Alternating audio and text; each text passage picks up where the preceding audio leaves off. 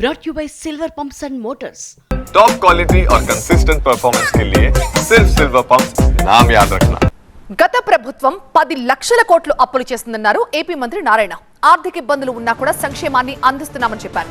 దీపావళి నాటికి టెడ్కో ఇళ్లు అందజేస్తామని చెప్పారు నారాయణ.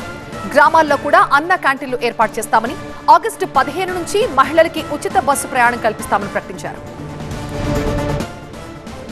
గత ప్రభుత్వం 10 లక్షల కోట్లు అప్పు చేసి వెళ్ళిపోయింది. దాన్ని తీర్చే బాధ్యత మళ్ళా ఈ ప్రభుత్వం మీద పడింది. ఆర్థిక వ్యవస్థ అస్తవ్యస్తమైన ముఖ్యమంత్రి గారికి ఉన్న అపార అనుభూతం 1 by 1 చేసుకుంటూ ఈ 1 yearలో చేసుకుంటూ వచ్చాం. మన ముఖ్యమంత్రి గారితో డిస్కస్ చేసాం.